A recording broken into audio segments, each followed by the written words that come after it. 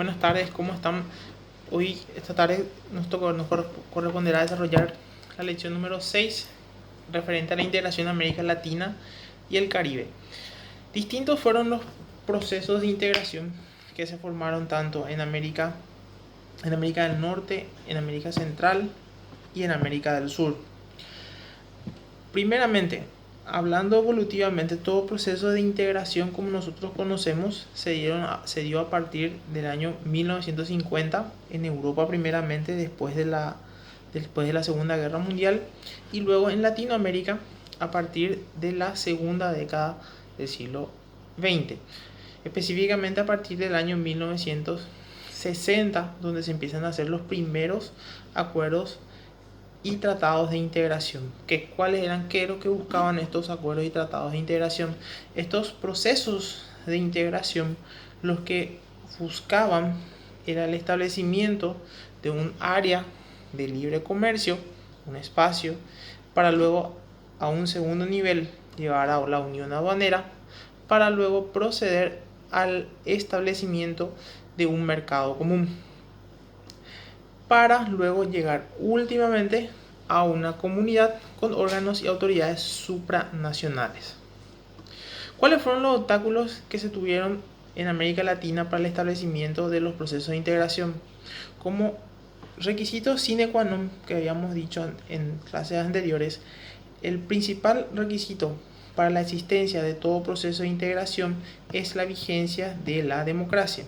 Y lo que caracterizaba a América Latina en la segunda parte del siglo XX era la ausencia de esos gobiernos democráticos, sino que más bien estábamos imbuidos, toda Latinoamérica Latina, por gobiernos autoritarios que hacían prácticamente imposible la existencia de procesos de integración. Pese a ello, los estados han tratado de realizar procesos tendientes a la integración.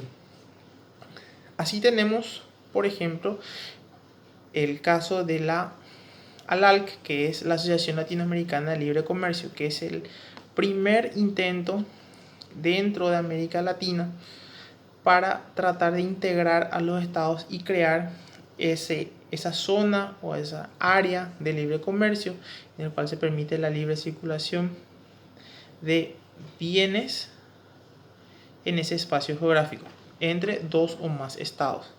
En este caso, ¿quiénes componían la ALALC?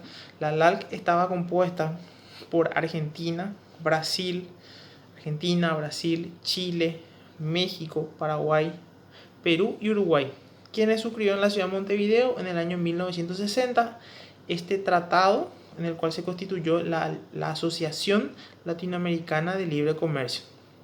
Allí, ¿qué se estableció? Como su nombre lo indica, establecieron un área de libre comercio y se fijó el plazo de 20 años para alcanzarlo. ¿Cómo iban a lograr este área de libre comercio? Iban a buscar también eliminar los gravámenes y restricciones arancelarias que obstaculizaban el comercio. No olvidemos, le repito, que es el primer proceso de integración que se da a nivel continental latinoamericano. Este proceso, la ALALC, no tuvo el éxito requerido, el éxito esperado. Entonces, 20 años después de su vigencia, tiempo en el cual los países se pusieron como objetivo establecer ese área de libre comercio, el cual no pudieron establecerlo, entonces se buscó otra alternativa para tratar de alguna forma tratar de integrar a los estados, ya que ese área de libre comercio no se podía dar, no se podía concretar. ¿Por qué? Por una razón muy sencilla. Los países, existían grandes diferencias entre los estados latinoamericanos. Existían los estados bastante desarrollados y los subdesarrollados que prácticamente no tenían recursos para ingresar y competir en el comercio internacional. Entonces sus productos quedaban fuera. Esa diferencia entre los estados que existe esa diferencia que existe entre los estados más desarrollados y menos desarrollados generó ese conflicto e impidió que la ALALC llegue a su objetivo. Entonces, en 1980, 20 años después de haber firmado ese acuerdo por el cual pensaban establecer un área de libre comercio para que las mercaderías circulen, por lo menos las mercaderías circulen libremente, no se pudo lograr. Entonces se busca sustituir la ALALC por otra forma de integración, que es la ALADI, que es la Asociación Latinoamericana de Integración. La ALALC se sustituye por la ALADI y la ALALC es la que continúa la personalidad jurídica de la ALALC. La ALADI continúa la personalidad jurídica de la ALALC. La ALALC se transforma y pasa a existir la ALADI. ¿Qué es lo que se busca dentro de la ALADI? Se quiere hacer más flexible esto. ¿Por qué? Porque incipientemente la ALALC lo que buscaba era el establecimiento de un área de libre comercio. Pero luego quería establecer uniones aduaneras y establecer mercados comunes. En cambio, acá en la ALADI se vuelve mucho más flexible. Entonces, no solamente busca el establecimiento del área de libre comercio, sino que también pueden los estados dentro de la ALADI formar ciertos acuerdos y convenios para que existan entre esos estados uniones aduaneras o dentro de esos estados mercados comunes. Pero eso ya cada estado lo estaría negociando por sí. Por eso se habla de un acuerdo más flexible. Se puede adaptar dentro de la ALADI cualquier proceso, cualquier forma o graduación de la integración que tengamos. Como habíamos dicho, la ALADI tiene una personería jurídica internacional que es heredada de la ALALC y le permite esa personalidad jurídica de derecho internacional, le permite suscribir acuerdos, le permite suscribir convenios entre los estados y hacer efectivos instrumentos de cooperación. También tiene capacidad para contratar y adquirir bienes. ¿Cómo se organiza la ALADI? La ALADI existe aún, como les digo, desde el Tratado de Montevideo de 1980, en el cual se estableció, sigue existiendo y trata de buscar la integración entre los estados. ¿Cómo están compuestos? Primeramente están compuestos por los consejos de ministros de Relaciones Exteriores, que es el órgano superior, en donde se establecen las normas generales del proceso y ver cómo se van a ir agrupando los estados entre sí. Luego hay una conferencia de evaluación y convergencia. Allí van a ir los representantes de cada uno de los estados, un representante por cada estado que va a evaluar cómo va ese proceso y van a ver qué diferencias hay entre uno y otro proceso. Se pueden reunir cada 3 años. Y el comité de representantes, que es un órgano permanente que se reúne por lo menos una vez al año. ¿Qué es lo que hace el comité de representantes? El comité de representantes puede dar continuidad a las actividades tendientes a los procesos de integración que se generan entre los estados, hacer el seguimiento de los procesos de integración, por ejemplo, que se realizan entre un país y otro. Los representantes de esos países van a ver cómo va el proceso de relacionamiento entre uno u otro país. También se pueden realizar evaluaciones a niveles sectoriales en la parte comercial de cada rubro o multisectoriales en varios. Y también, ¿qué es lo que hace el comité de representantes? La ALADI, ese comité de representantes representa a la ALADI ante otros organismos. Y la Secretaría General es, como su nombre lo indica, la Secretaría General que realiza todas las documentaciones, guarda todas las documentaciones relativas al proceso de integración. Otra forma en la cual se agruparon los estados, hablando en forma temporal, es La Comunidad Andina de Naciones. La Comunidad Andina de Naciones es un acuerdo suscrito entre Bolivia, Colombia, Ecuador, Perú y Venezuela, en el cual decidieron establecer, como su nombre lo indica, una comunidad que se diferencia de los procesos de integración intergubernamental, ya que los estados al momento de constituirla decidieron crear un órgano supranacional, quiere decir que de mayor autoridad a los estados en las materias en las que les son cedidas. ¿Cómo surge la integración andina?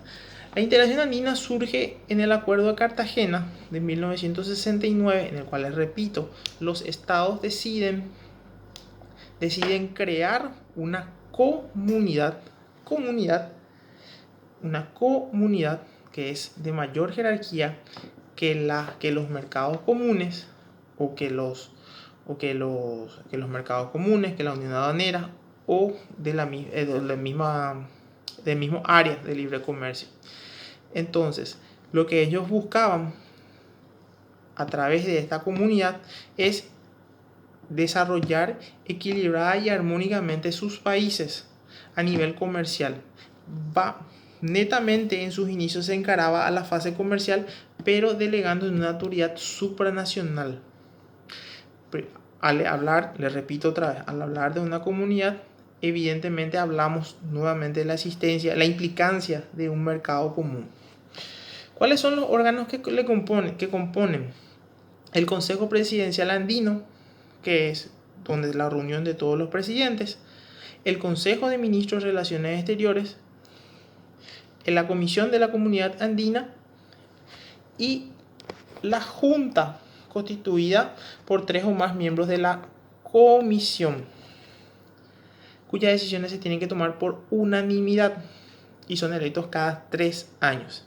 La Junta sí es un órgano intergubernamental, pero la Comisión de la Comunidad Andina sí consiste en un órgano supranacional. El sistema, luego tenemos esta comunidad que se generó en la Comunidad Andina, generó un sistema andino de la integración.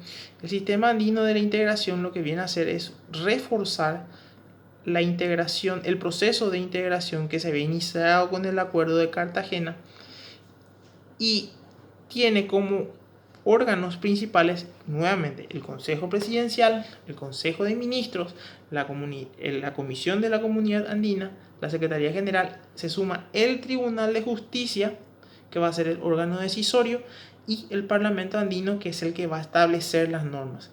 Aquí ya se suma dentro del sistema andino, o SAI, Sistema Andino de Integración, 2 órganos fundamentales, a saber, el Tribunal Permanente, el Tribunal de Justicia de la Comunidad Andina y el Parlamento Andino. Tanto las normas que surjan del Parlamento Andino como del Tribunal de Justicia van a ser de aplicación supranacional. ¿Cómo está organizado el sistema jurídico de la Comunidad Andina? El sistema de la Comunidad Andina está organizado por el Acuerdo de Cartagena, sus protocolos adicionales, como sea el de Cochabamba de 1996, que es el que crea el Parlamento Andino y el Tribunal de Justicia.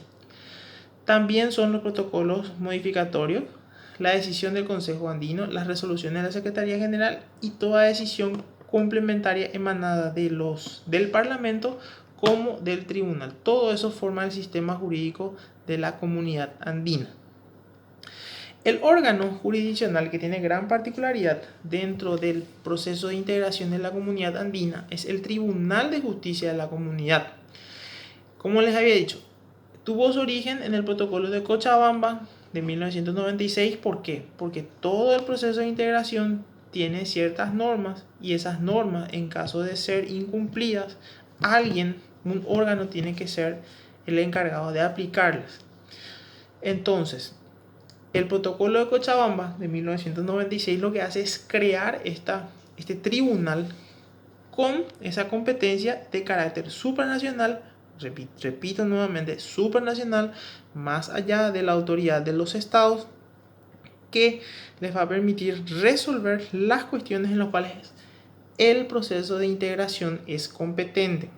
Y hay dos vías o dos formas por las cuales se puede llegar al Tribunal de la Comunidad Andina. Tenemos así la acción de nulidad y la acción de incumplimiento. La acción de nulidad se facilita el acceso a los particulares. La acción de nulidad es para los particulares, para que puedan recurrir al tribunal cuando los estados violan alguna normativa dentro del proceso y vulneran el derecho del particular. Entonces, el particular tiene la acción de nulidad para obtener un resarcimiento de esa actividad que realiza el Estado y que está dificultando el derecho del particular. Luego está la acción de incumplimiento. La acción de incumplimiento es otra vía por la cual se puede llegar al Tribunal de Justicia, que también hacen uso los particulares. ¿Y qué pasa allí?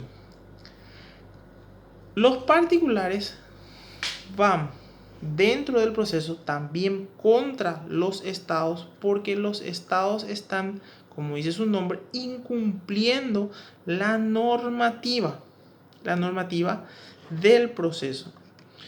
Y también pueden incurrir acá, dentro de la acción de incumplimiento, los estados.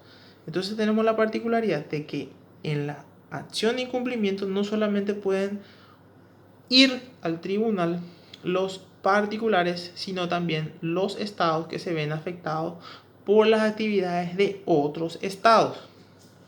Entonces, nuevamente, si el Tribunal de Justicia se expide a favor del Estado o bien del particular, lo único que puede hacer el tribunal es exigirle al Estado que cumpla, al Estado que perdió, que cumpla con las normativas. Y si aún no lo cumple, tiene la vía indemnizatoria y ya se va a realizar un quantum del daño que está causando esa actividad estatal y que debe ser resarcido al otro estado o bien al particular.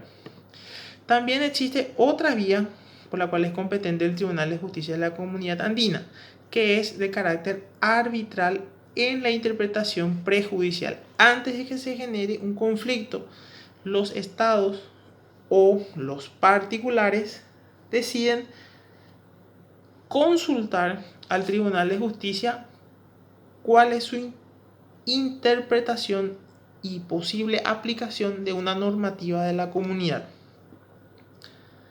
Luego tenemos el proceso de integración del Mercosur. El Mercosur tuvo su origen en el Tratado de Asunción de 1991, en el cual Argentina, Brasil, Paraguay y Uruguay suscribieron en Asunción el tratado fundacional o constitutivo del Mercosur, que buscaba este tratado constitutivo, buscaba establecer un mercado común entre los estados parte. ¿Y cómo se iba a lograr eso? Se establecieron como objetivos para la creación de un mercado común al 1 de enero de 1995. Para el 1 de enero de 1995, entre Argentina, Brasil, Paraguay y Uruguay debía de existir un mercado común. ¿Esto cómo se iba a lograr? Paulatinamente, así como se llega al mercado común. Porque para llegar al mercado común, primeramente necesitamos un área de libre comercio, el establecimiento de una unión aduanera y la libre circulación de las 4 libertades de bienes, servicios, capital, bienes, las 4 libertades, libertad de libre circulación de bienes, servicios, personas y capital. Entonces, ¿y cómo se iba a lograr eso? Se estableció, como les repito, como fecha límite para llegar a ese objetivo el 1 de enero de 1995. Ese proceso, como les digo, se iba a realizar en forma gradual, ya que primeramente íbamos a establecer un área de libre comercio, luego la unión aduanera y luego llegar al establecimiento de un mercado común. Tenemos así que es un sistema flexible de integración del Mercosur y por sobre todo es un sistema de equilibrio, ya que los estados al iniciar este proceso de integración decidieron que todas las decisiones iban a ser realizadas por consenso, o sea que todos los estados son iguales entre sí y para tomar cualquier decisión tenían que estar de acuerdo. Luego tenemos el protocolo de Europreto dentro del sistema del Mercosur, que es uno de los fundamentales que establece los órganos de capacidad decisoria, que son el Consejo de Mercado Común, el Grupo de Mercado Común y la Comisión de Comercio del Mercosur. Esos son los tres órganos principales que se establecieron sus órganos y sus funciones dentro del protocolo de Europreto. Luego tenemos el protocolo de Olivos. El protocolo de Olivos es el protocolo suscrito en el 2002 en la ciudad de Buenos Aires, en Olivos, Buenos Aires, en el 2002, que establecía el sistema de solución de controversias del Mercosur. Cuando existía una controversia tanto entre los estados y los particulares con los estados o los particulares entre sí, establecía un sistema de solución y un conjunto de mecanismos que son primeramente a citar así porque en lecciones posteriores estaremos desarrollando a profundidad cuáles son los mecanismos. Tenemos las negociaciones directas entre los estados, tenemos el arbitraje, la mediación del grupo Mercado Común, luego ya tenemos la intervención de los órganos decisorios de carácter judicial como ser el Tribunal Permanente y el Tribunal Ad hoc, que van a estudiar para el caso concreto. ¿Cómo está organizado el sistema institucional del Mercosur? Les repito nuevamente, el Consejo del Mercado Común, el Grupo Mercado Común y la Comisión de Comercio. El Consejo del Mercado Común es el órgano de mayor jerarquía dentro del proceso de integración en donde se establecen los lineamientos y objetivos que se van a buscar los estados dentro de ese proceso tendiente a llegar a ese mercado común. ¿Cómo van a llegar a ese mercado común? O sea, ¿cuáles son los objetivos para llegar a ese mercado común? El Grupo de Mercado Común es un órgano ejecutivo. Va a emitir las directivas o directrices para ver cómo se va a aplicar esos objetivos que son delineados por el Consejo de Administración. Y la Comisión de Comercio del Mercosur es el órgano de carácter netamente comercial y que va a estudiar el relacionamiento entre los estados. Luego existe otro modelo de integración que es el Mercado Común Centroamericano. El Mercado Común Centroamericano es uno de los primeros procesos de integración que se dio en Latinoamérica y unos meses antes que la ALALC, en realidad en puridad, este es el primer proceso de integración que se produjo en Latinoamérica, ya que se produjo en el año 1959, en el cual los estados que buscaban el establecimiento de mercados comunes, pero de forma muy gradual, como lo conocemos, que es establecer un área de libre comercio, luego una unión aduanera para después llegar al mercado común. Siempre incipientemente, siempre quedó en el área, primeramente en el área, que es ese espacio geográfico entre dos o más estados donde se permite la libre circulación de mercaderías. Luego, en una segunda fase, se pasa al establecimiento de una unión aduanera, en donde se busca la igualdad de los aranceles aduaneros, tanto para los productos intrazona como extrazona. Y luego el establecimiento del mercado común, que es la sumatoria del área de libre comercio, más la unión aduanera, más la libre circulación de bienes, servicios, capital y personas. ¿Cómo está estructurado este proceso de integración del mercado común centroamericano? Tiene un Consejo Económico Centroamericano que es el que le va a delinear los objetivos en materia económica para llegar a ese objetivo del establecimiento del mercado común. También tiene un Consejo Ejecutivo que es el que va a aplicar las directrices establecidas por el Consejo Económico. Y luego se encuentra la Secretaría Permanente, que es el órgano que va a custodiar toda la documentación relativa al proceso de integración. Todas las normativas que surjan de este proceso de integración centroamericano, se tiene un órgano que es el que va a resolver los diferendos, las divergencias que pueden existir tanto entre los estados como los particulares. Ese órgano es la Corte Centroamericana de Justicia. Por último tenemos el proceso de integración de la Comunidad del Caribe, llamado CARICOM. Si bien se denomina Comunidad del Caribe, no pasa de ser un área de libre comercio. ¿Y quiénes están dentro de estos países? Antigua, Barbados, Dominica, Granada, Guyana, Jamaica y Trinidad y Tobago. Estos países se encuentran ubicados en la parte norte de América del Sur, y es allí donde estos estados, en esos pequeños estados, esas pequeñas islas, se agrupan y buscaron crear esta comunidad del Caribe, que no llega a ser una comunidad, ni siquiera llega a ser un mercado común, sino que se quedó dentro de la graduación de procesos de integración, se quedó en la jerarquía de un área, nada más, un área de libre comercio. ¿Cómo está organizado? Se encuentra organizado a través de la Conferencia de Jefes de Estado, que es la reunión de los jefes de Estado, y el Consejo de Ministros, que lo que buscan es analizar cómo se encuentra el proceso de integración en el aspecto del establecimiento del área de libre comercio, porque es en esa graduación en la que aún se encuentra. Si bien este órgano, la CARICOM, tiene personería jurídica, ejerce autoridad como si fuese del derecho comunitario, en realidad no llega a tener esa jerarquía, porque tiene poderes muy limitados, y la limitación de esos poderes se circunscribe al área de libre comercio. Con eso terminamos los procesos que se desarrollaban en forma somera en Latinoamérica y en el Caribe. Desde ya, buenas noches. Gracias.